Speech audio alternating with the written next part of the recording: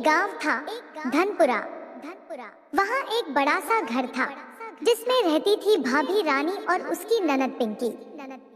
रानी भाभी अपने नाम की तरह ही रानी समझती थी खुद को और पूरे घर में उसकी ही चलती थी। पिंकी अभी नई नई कॉलेज जाने लगी थी, थोड़ी नटखट और हाजिर जवाब। कहानी शुरू होती है। सुबह का समय था। रानी भाभी रसोई में खड़ी चिल्ला रही थी, अरे पिंकी, कब तक सोती रहोगी? उठो और झाड़ू लगाओ। पिंकी रजाई में मुंह छुपाकर बोली, भाभी आज तो संडे है, थोड़ा आराम करने दो ना। रानी भाभी गुस्से में बोली, हमको क्या संडे मंडे समझ में नहीं आता? उठो तुरंत, नहीं तो नाश्ता नहीं मिलेगा। पिंकी मन ही मन बोली, अरे वाह, ये तो पूरी हिटलर निकली। लेकिन डर के मारे उठ गई। दादागिरी का पहला सीन। रानी भाभी ने झाड़ू पकड़ाते हुए कहा, साफ साफ झाड़ू लगाना, एक भी कचरा दिखाना तो फिर से करवाऊंगी। पिंकी ने धीरे से कहा, भाभी आप तो ऐसे बोल रही हो जैसे इंस्पेक्टर हो। रानी बोली, हाँ समझ लो मैं ही इस घर की इंस्पेक्टर हूँ। पिंकी मुस्कुराई और बोली, ठीक है, फिर हम भी चोर बन जाते हैं।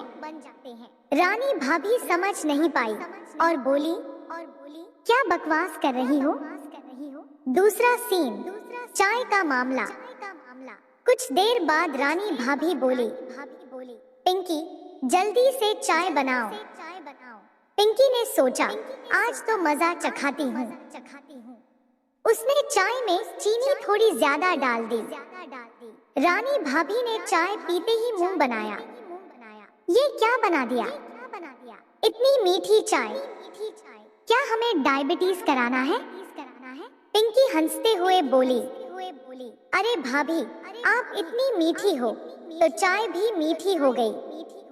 घर वाले हंस पड़े।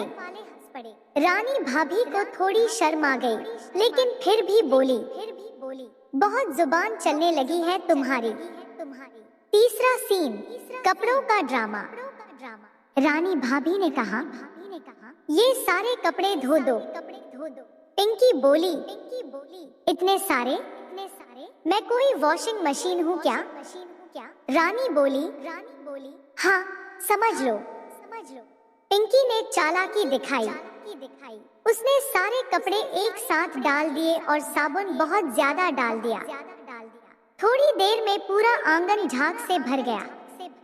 रानी भाभी चिल्लाई, अरे ये क्या कर दिया? पूरा घर साबुन से भर दिया। पिंकी बोली, भाभी आपने ही तो कहा था मशीन बन जाओ। घर वाले फिर से हंस पड़े। चौथा सीन, ननद का बदला। अब पिंकी ने सोचा कि भाभी की दादागिरी कम करनी पड़ेगी। एक दिन उसने भाभी के फोन में अलार्म लगा दिया, हर 10 मिनट में। सुबह होते ही अब घर में शांति तो हो गई थी, लेकिन पिंकी का शरारती दिमाग अभी भी फुल एक्टिव था। और रानी भाभी भी सोच रही थी, अब मैं भी थोड़ी चालाकी दिखाऊंगी। पहला सीन, मेहमानों का झटका। एक दिन रानी भाभी बोली, पिंकी आज मेरे मायके वाले आ रहे हैं, अच्छे से रहना, कोई नाटक नहीं। पिंकी बोली, भाभी मैं तो बहुत शरीफ हूँ। अंदर से, आज तो मजा आएगा। मेहमान आए, सब बैठकर बातें कर रहे थे। तभी पिंकी जोर से बोली, भाभी वो आपकी बचपन वाली फोटो दिखाओ क्या, जिसमें आप बाल्टी लेकर गिर गई थी। रानी भाभी का चेहरा लाल। अरे चुप, वो मत दिखाना। लेकिन पिंकी ने फोन निकाल ही लिया। सब मेहमान हंसने लगे। दूसरा सीन, खाना बनाने का कांड। रानी भाभी ने सोचा, अब मैं बदला लूंगी। उसने पिंकी से कहा, आज तुम खाना बनाओ, देखते हैं कितना टैलेंट है। पिंकी बोली, ठीक है, आज स्पेशल खाना बनेगा। पिंकी ने YouTube देखकर पनीर की सब्जी बनाई, लेकिन नमक डालना भूल गई। सब खाने बैठे। पहला कौर लेते ही सब चुप। सासू माँ बोली, अरे इसमें नमक कहाँ है? पिंकी धीरे से बोली, डाइट वाला खाना है। रानी भाभी हंसते हंसते लोटपोट। वाह शेफ मैडम। तीसरा सीन, भाभी का मास्टर प्लान। अब रानी भाभी ने बड़ा प्लान बनाया। उसने पिंकी के कमरे में नकली छिपकली रख दी। पिंकी जैसे ही कमरे में गई, पूरा घर दौड़ पड़ा। रानी भाभी हंसते हुए बोली, क्या हुआ? पिंकी गुस्से में, भाभी ये आपकी चाल है। रानी बोली, सबूत है तुम्हारे पास? चौथा सीन, ननद की जोरदार वापसी। पिंकी ने सोचा अब तो पक्का बदला लेना है। रात में उसने भाभी के फेस क्रीम की जगह टूथपेस्ट रख दिया। सुबह रानी भाभी ने क्रीम लगाई। ये क्या ठंडा ठंडा क्यों लग रहा है? थोड़ी देर बाद, अरे ये तो झाग बन रहा है। पिंकी बाहर से हंसते हुए, भाभी ग्लो आ रहा है ना? पांचवा सीन, सासू माँ का फैसला। इतनी मस्ती देखकर सासू माँ ने दोनों को बुलाया। तुम दोनों घर को कॉमेडी शो बना दी हो। दोनों चुप। फिर सासू माँ बोली, चलो ठीक है, अब एक नियम होगा। जो भी शरारत करेगा वो अगले दिन पूरा काम करेगा। दोनों एक दूसरे को देखने लगी। आखिरी सीन, ट्विस्ट। अगले दिन सुबह सुबह पिंकी बोली, भाभी आज आप आराम करो, मैं सब काम करूंगी। रानी हैरान, इतनी अच्छी कैसे बन गई? पिंकी बोली, एक दिन अचानक घर के दरवाजे पर बाइक की आवाज आई। भ्रूम। पिंकी दौड़कर बाहर गई। अरे ये तो हमारा देवर गोलू आ गया। गोलू शहर से लौटा था, पूरा स्टाइल में, काला चश्मा और हाथ में गिफ्ट। रानी भाभी बोली, अरे वाह, बड़े बंठन के आए हो। गोलू हंसकर बोला, भाभी शहर से आया हूँ, थोड़ा स्टाइल तो बनता है। पिंकी धीरे से बोली, भाभी अब देखो मजा, नया शिकार आ गया। पहला सीन, देवर बना टारगेट। पिंकी और रानी भाभी ने मिलकर प्लान बनाया। आज गोलू को थोड़ा परेशान करते हैं।